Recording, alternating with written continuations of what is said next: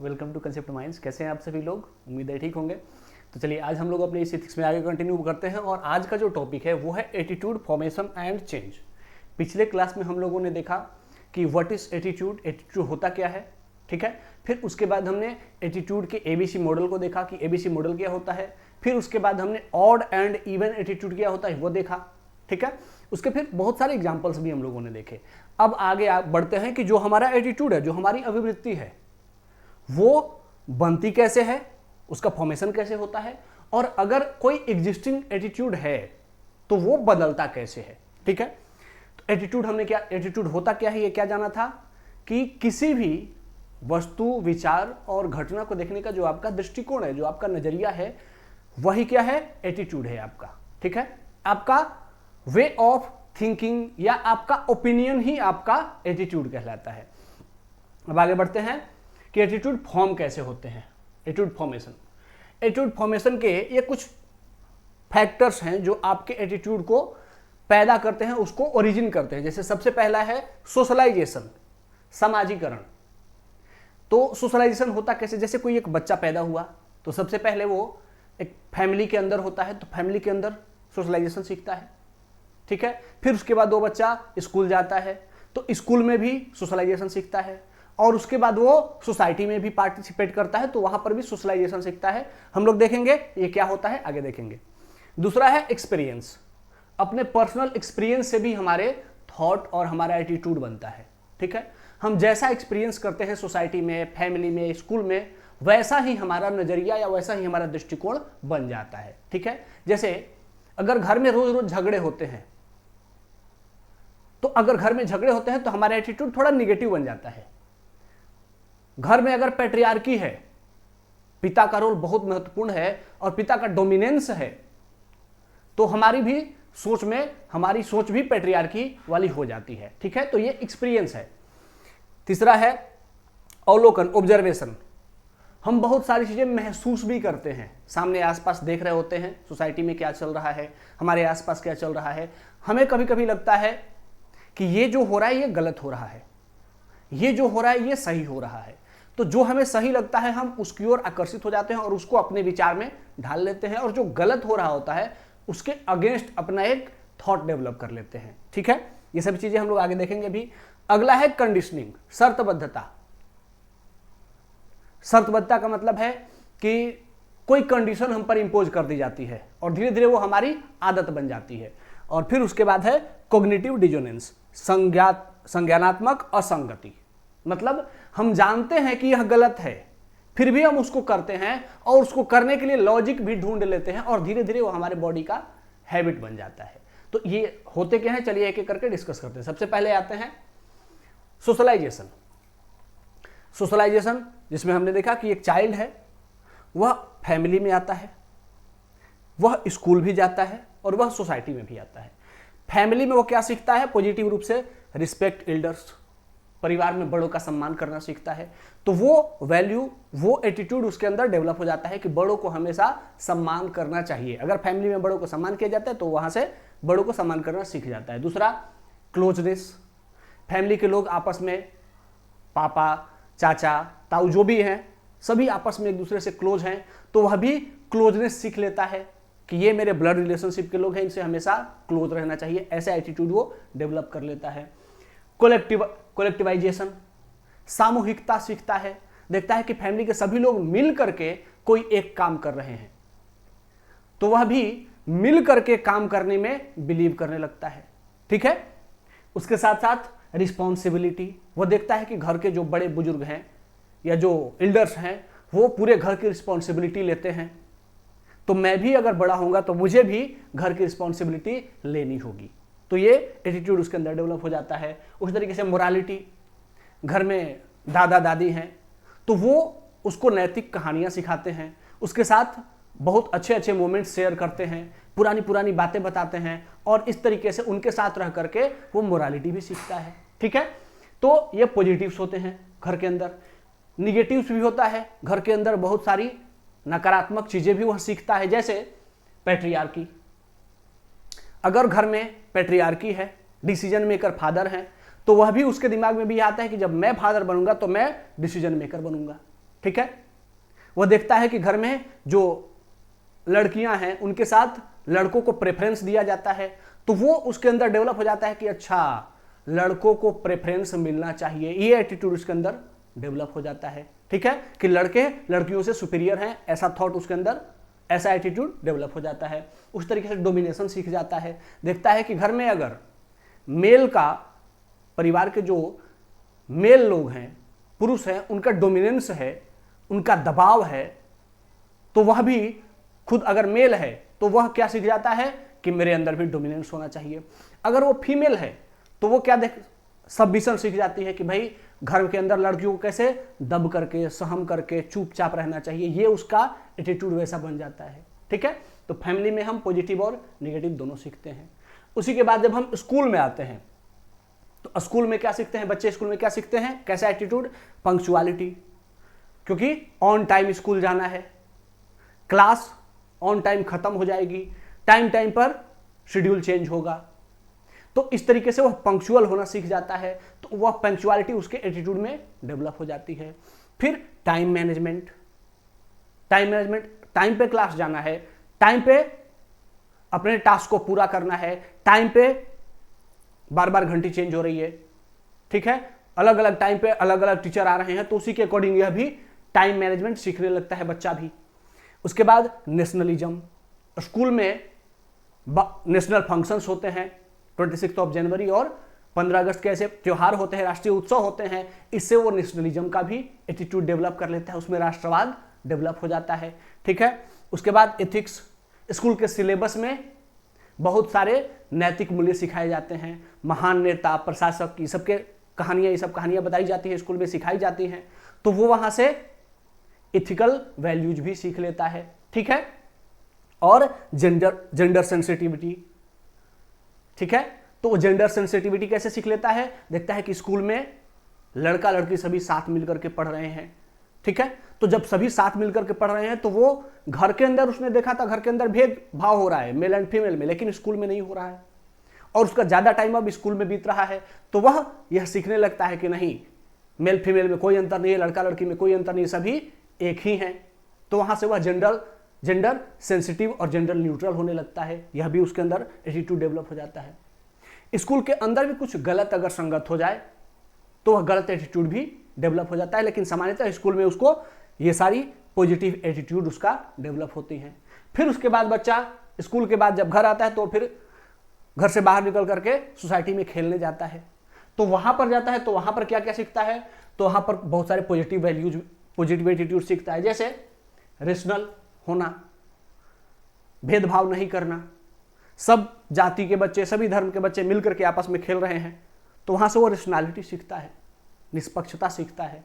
ठीक है, उसी तरीके से सब जब मिलकर के आपस में खेल रहे हैं, कोई भेदभाव नहीं है, समाज में सभी जाति धर्म के लोग आपस में बातचीत कर रहे हैं, घुल मिल रहे हैं, तो वो वहां से लिबरल होना सीखता है, उसका एटीट्यूड लिबरल होता है। हम्बल होना सीखता है, देखता है कि समाज में जो बड़े लोग हैं, जो छोटे होते हैं, बड़ों का इज्जत करते हैं, समाज में अगर शांति है तो वो हम्बल होना सीख जाता है, तो ये एटीट्यूड उसमें डेवलप हो जाता है। लेकिन उसी सोसाइटी से वो बहुत सारे निगेटिव एटीट्यूड भी सीखता है, जैसे स्टीरियोटाइपिंग कर लेता है, मतलब कि वो किसी के बारे में कोई धारणा बना लेता है। समाज की अलग अलग धारणाएं होती हैं, बहुत सारा समाज है जो मानता है कि महिलाएं सेकेंडरी क्लास होती हैं, उनमें बुद्धि कम होती है, ये उस समाज की निगेटिव अवधारणा है, लेकिन वो बच्चा उस समाज में है तो वो भी वैसा ही सीख लेता है। ठीक है, उसी तरीके से समाज में अवधारणा होती है कि कास्ट इज वेरी इंपॉर्टेंट, तो वो कास्टिज्म सीख लेता है। ठीक है, ये क्या है, ये स्टीरियोटाइपिंग है कि उसके अंदर भर दिया जाता है उसके दिमाग में, और वो एक पूर्व धारणा बना करके वैसा एटीट्यूड डेवलप कर लेता है। फिर उसके बाद प्रेजुडिस सीख लेता है, वायलेंस सीख लेता है, अगर समाज में वायलेंस है, झगड़े हो रहे हैं, तो वह भी जैसे कहते हैं ना दबंग है, ये सब फिल्में ऐसी नहीं बननी चाहिए, लेकिन वो बच्चा है क्या, सोसाइटी में ऐसे लोगों को देखता है, उससे इन्फ्लुएंस होता है और वैसा ही एटीट्यूड डेवलप कर लेता है, वो भी बदमाश जैसा बन जाता है। तो सोसाइटी में पॉजिटिव और निगेटिव दोनों एटीट्यूड डेवलप होते हैं, स्कूल में ये सब एटीट्यूड डेवलप होते हैं, फैमिली में ये सब एटीट्यूड डेवलप होते हैं। ठीक है, बच्चा इन सब में बड़ा हो रहा होता है। इतना समझ में आ गया। अब आइए अगले पे आते हैं। अगला है कॉग्निटिव डिजोनेंस, संज्ञानात्मक असंगति। यह क्या है भाई?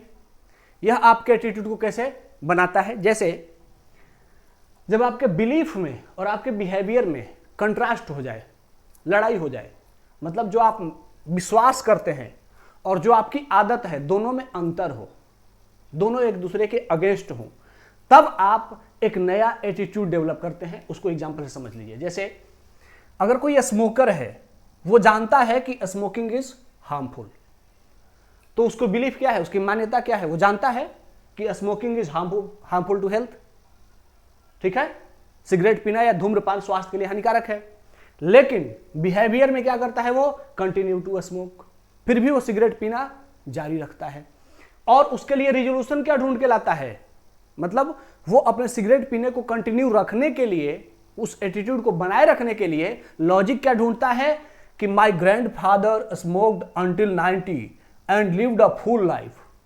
मेरे दादाजी 90 साल की उम्र तक धूम्रपान करते थे और खूब अच्छा जीवन जिया उन्होंने। तो इसका मतलब है कि मैं भी धूम्रपान कर रहा हूं, इसका कोई निगेटिव इंपैक्ट नहीं होगा, मैं भी खूब जीवन जीऊंगा। जबकि वो जानता है कि धूम्रपान स्वास्थ्य के लिए हानिकारक है, ऐसा उसकी मान्यता है, उसने पढ़ा है, ऐसा समझ है, लेकिन फिर भी वह उसको कंटिन्यू रखता है। और कंटिन्यू रखने के लिए लॉजिक भी ढूंढ लेता है, तो फिर वो क्या हो जाता है? धीरे धीरे उसके एटीट्यूड का पार्ट बन जाता है, ठीक है। उसी तरीके से students who cheats in exam, student है, एग्जाम में चीटिंग कर रहा है, वो जानता है कि cheating in exam is very bad things, exam में चीटिंग करना अच्छी बात नहीं है, फिर भी वो चीटिंग करता है। क्यों? और लॉजिक देता है, क्या सोचता है कि चीटिंग करके पास होके बहुत अच्छे मार्क्स आ जाएंगे, मेरे दोस्तों ने भी चीटिंग की, उनका तो कुछ नहीं हुआ और वो अच्छे कॉलेज में उनको एडमिशन भी मिल गए। तो इस तरीके से अपने चीटिंग को जस्टिफाई करने के लिए वो लॉजिक ढूंढ लेता है और वो चीटिंग को कंटिन्यू कर लेता है। वो चीटिंग फिर उसका क्या बन जाता है? एटीट्यूड बन जाता है, ठीक है। उसी तरीके से करप्ट गवर्नमेंट ऑफिशियल्स, जो सरकारी कर्मचारी जो करप्ट हैं, वो क्या लॉजिक ढूंढते हैं? वो जानते हैं कि corruption is very bad thing for society, लेकिन फिर भी वो करप्शन करते हैं। क्यों? क्योंकि वो उसके लिए लॉजिक ढूंढ लेते हैं कि करप्शन करने से फायदा है, मेरा इकोनॉमिकल फायदा भी है, और दूसरा करप्शन करने वाले मेरे और भी ऊपर के जो अधिकारी हैं या मेरे आसपास के अधिकारी हैं, उनका आज तक तो कुछ हुआ नहीं और वो बहुत अच्छी लाइफ जी रहे हैं, तो इसका मतलब कि मैं भी करप्शन करूंगा तो मैं भी अच्छी लाइफ जीऊंगा। और इस तरीके से वो करप्शन क्या हो जाता है? उसका एटीट्यूड बन जाता है, वो हर काम में अब करप्शन ही करने लगता है, ठीक है। तो ये हमने समझा कि कॉग्निटिव डिसोनेंस, जो संज्ञानात्मक असंगति है, वह कैसे आपके एटीट्यूड को बनाती है, ठीक है। संज्ञानात्मक असंगति का मतलब क्या है? आपके बिलीफ्स में, आपके विश्वास में और आपके बिहेवियर में जब अंतर होता है तो आप अपने बिहेवियर को अपना एटीट्यूड बना लेते हैं, अपनी अभिवृत्ति बना लेते हैं, अपनी आदत बना लेते हैं। और वो कैसे बनाते हैं? कि उसके पीछे गलत लॉजिक भी ढूंढ लेते हैं। तो अपने गलत काम को जस्टिफाई करने के लिए गलत लॉजिक ढूंढ करके और उसको आदत बना लेना, ये क्या कहलाता है? कॉग्निटिव डिसोनेंस, ठीक है। तो इस तरीके से हमने ये जान लिया कि फॉर्मेशन कैसे होता है आपके एटीट्यूड का, ठीक है, जिसमें फैमिली, सोसाइटी, स्कूल और आपके बिलीफ्स ये सब मैटर करते हैं, ठीक है। हमने ये भी देखा था कि इसमें आपके ये ऑब्जर्वेशन भी मैटर करता है। आप जो ऑब्जर्व करते हैं धीरे धीरे वही आपकी सोच बन जाती है, ठीक है। फिर हमने एक्सपीरियंस भी देखा था, कॉग्निटिव डिसोनेंस और सोशलाइजेशन देख ही लिया। अब आते हैं कंडीशनिंग का मतलब होता है कि जब आप पर कोई चीजें थोप दी जाती, जैसे अंग्रेजों ने हम पर स्लेवरी थोप दी, तो अब वो स्लेवरी क्या हो गई? हमारी आदत हो गई। जैसे कास्ट सिस्टम में अगर आप लोग गांव से होंगे तो आपने महसूस किया होगा कि जो निचली जाति के लोग हैं वो अपर क्लास के, अपर जाति के छोटे छोटे लोगों को भी प्रणाम करते हैं। क्यों? क्योंकि उनके साथ एक कंडीशनिंग कर दी गई है कि भाई तुम्हें ऐसा करना चाहिए, और वो फिर क्या हो गया? वो उनके एटीट्यूड में डेवलप हो गया, वो परंपरा से चला आ रहा है, रूढ़ियां बनकर के चली आ रही हैं और वो उन रूढ़ियों को फॉलो कर रहे हैं। क्यों? क्योंकि यही उनकी मान्यता बन गई, यही उनका एटीट्यूड बन गया। तो कंडीशनिंग भी आपके एटीट्यूड को जन्म देता है, ठीक है। आप अगर निचली जाति में पैदा हुए हैं तो निचली जाति में जो भी कंडीशनिंग उनके साथ रही कि बड़ों को, जो बड़ी जाति वाले हैं उनको झुक करके प्रणाम करना है, तो वो आप में भी डेवलप हो गया, ठीक है। अब तो हमने जान लिया कि फॉर्मेशन कैसे होता है एटीट्यूड का। अब जानते हैं कि एटीट्यूड को चेंज कैसे किया जाता है।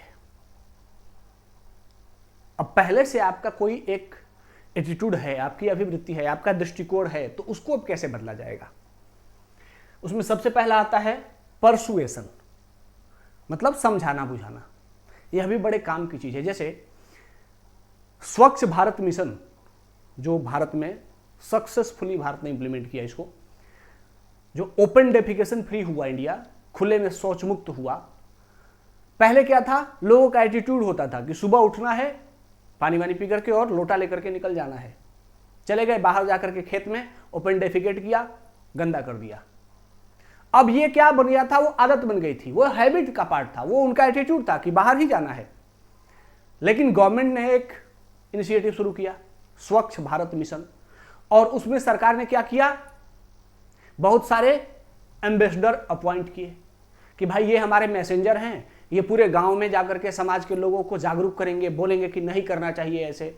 और धीरे धीरे लोगों को समझाते समझाते वो क्या हो गया, लोगों के एटीट्यूड में आ गया। घर में शौचालय था, फिर भी लोग बाहर चले जाते थे कि बाहर थोड़ा अच्छे से होता है। ऐसे ऐसे बहुत सारे लोगों के थॉट्स थे। लेकिन धीरे धीरे क्या हो गया, धीरे धीरे वो एटीट्यूड बदल गया। ठीक है। उसी तरीके से महिलाओं को लेकर के एक प्रेजुडिस थी पहले कि बच्चियों को क्या करना है, पढ़ लिख के क्या करेंगे, उन्हें आखिर तो घर में जाकर के चूल्हा चौका ही करना है, तो व्हाई एजुकेट वीमेन। अब ये थॉट्स थे। फिर धीरे धीरे क्या हो गया, वो थॉट चेंज हुआ। कैसे, परसुएशन से, समझाने बुझाने से।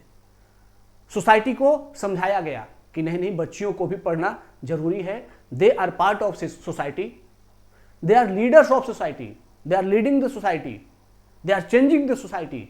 वो सब काम कर रही हैं, तो उनको भी पढ़ना चाहिए।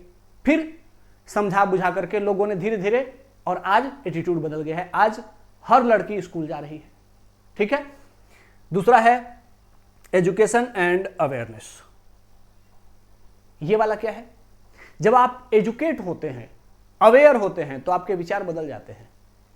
पहले आपके विचार कुछ और थे, जब तक जानकारी नहीं थी आप कुछ और तरीके से सोचते थे, लेकिन जब जानकारी हुई, ओहो हो मैं तो ये गलत करता था, और फिर आपके थॉट्स बदल गए। ठीक है। अब जैसे डॉक्टर बी आर अम्बेडकर ने एजुकेशन और अवेयरनेस से क्या किया, खुद के ही नहीं बल्कि बड़े स्तर पर सोसाइटी के थॉट्स को भी बदल दिया, सोसाइटी के एटीट्यूड को बदल दिया।